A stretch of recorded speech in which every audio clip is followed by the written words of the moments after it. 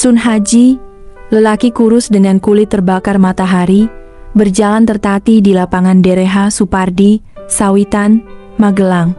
Angin sore menghembus debu merah bata, membawa aroma tanah basah dan asap kendaraan.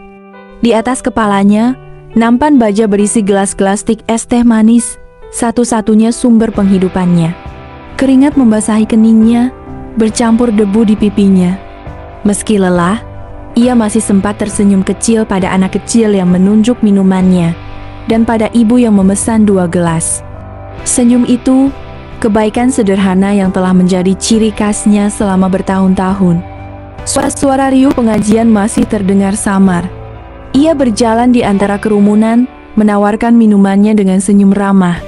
Namun, sebuah suara menggema, tajam dan menghina, memecah ketenangan sore itu.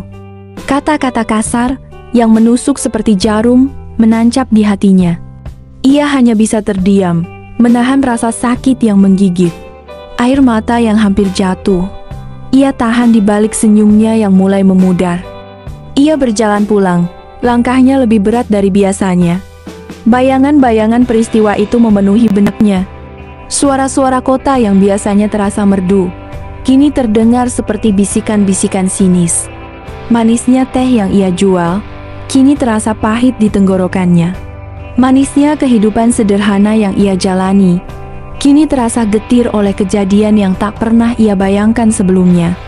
Di rumah, menunggu istri dan anak-anaknya yang menunggunya dengan penuh harap. Ia harus tetap tegar. Ia harus tetap menjadi kepala keluarga yang kuat.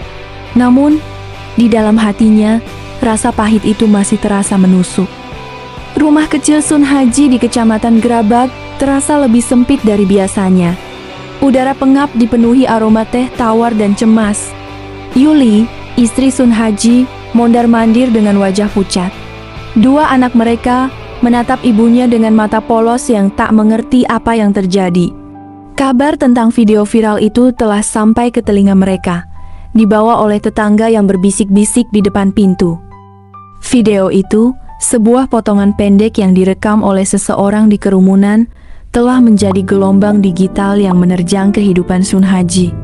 Seperti virus yang menyebar dengan cepat melalui jaringan internet, video tersebut telah sampai ke berbagai penjuru dunia maya.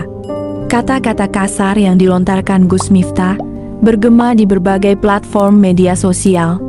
Komentar-komentar bermunculan, sebagian besar mengecam tindakan Gus Miftah, tetapi ada juga yang mencibir Sun Haji.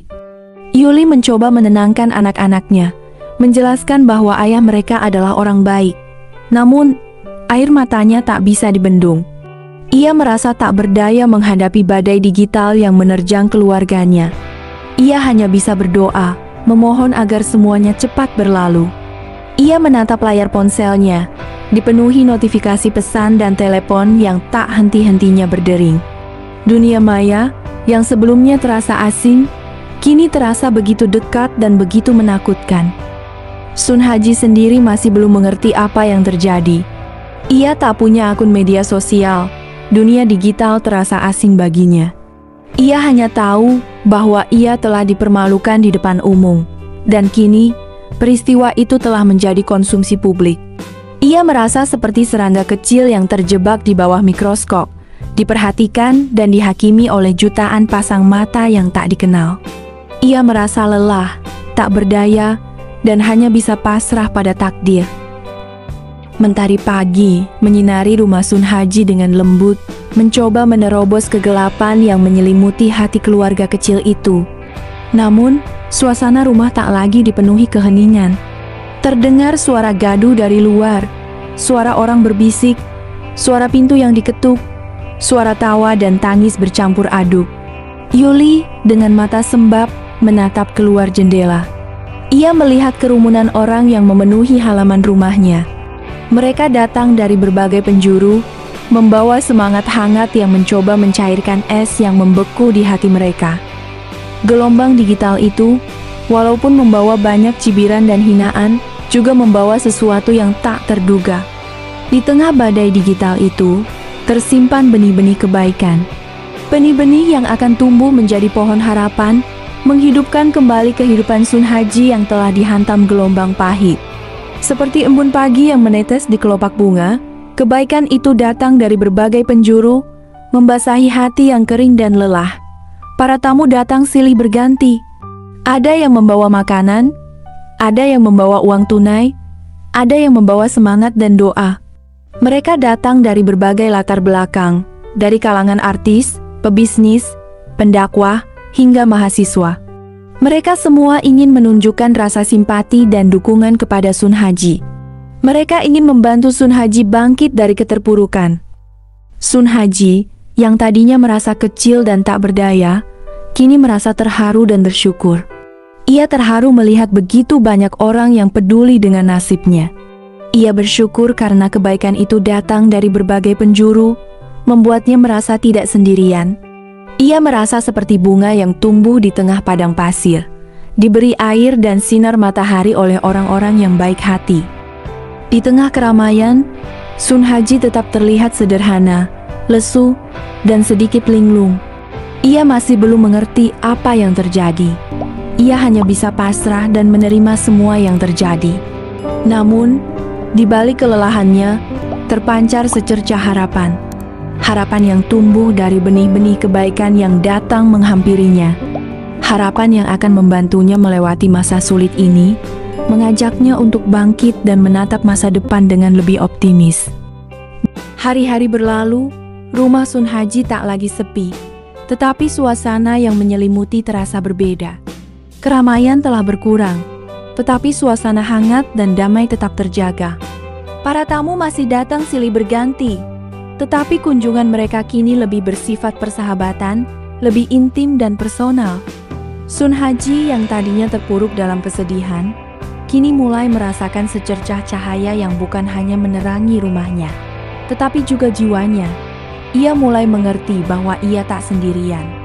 Ia memiliki keluarga, teman, dan orang-orang baik yang peduli dengannya. Sebuah jaringan dukungan yang tak ternilai harganya. Ia mencoba beradaptasi dengan kehidupan barunya, kehidupan yang dipenuhi sorotan kamera dan pertanyaan wartawan. Ia mencoba memahami dunia digital yang sebelumnya terasa asing baginya. Ia belajar menggunakan ponsel, mencari tahu tentang media sosial, dan mencoba mengikuti arus informasi yang mengalir dengan cepat. Namun, ia melakukannya dengan hati-hati, memilih untuk fokus pada hal-hal positif, dan menghindari hal-hal yang bisa menimbulkan stres atau kecemasan. Di tengah hiruk-pikuk dunia digital, Sun Haji menemukan ketenangan di dalam diri. Ia menyadari bahwa popularitas dan kekayaan bukanlah segalanya. Ia teringat pada nilai-nilai sederhana yang selama ini ia junjung tinggi: kejujuran, kerendahan hati, dan kasih sayang. Ia menyadari bahwa ia memiliki sesuatu yang lebih berharga dari harta benda dan ketenaran. Keluarga yang mencintainya, teman yang setia, dan hati yang bersih. Ketenangan ini, seperti teh yang diseduh perlahan, menghangatkan jiwanya dan memberinya kekuatan untuk menghadapi masa depan. Sun Haji kini melihat kehidupan dengan perspektif baru. Ia tidak lagi takut pada ketidakpastian. Ia tahu bahwa di balik setiap bayangan, selalu ada cahaya yang menanti untuk ditemukan. Ia telah belajar untuk menghargai hal-hal kecil dalam hidup, untuk menikmati keindahan kesederhanaan. Ia telah menemukan kekuatan di dalam diri sendiri, kekuatan yang membuatnya mampu menghadapi segala tangan dengan tegar dan penuh harapan. Dan itulah warisan yang paling berharga yang akan ia berikan kepada anak-anaknya. Ini adalah akhir yang lebih bermakna, menunjukkan bahwa kekuatan sejati bukan terletak pada harta benda atau popularitas, tetapi pada kekuatan batin dan kebaikan hati. Kisah Sun Haji menjadi pengingat bahwa di balik setiap bayangan, selalu ada cahaya yang menanti untuk ditemukan, dan bahwa kebaikan selalu akan menang.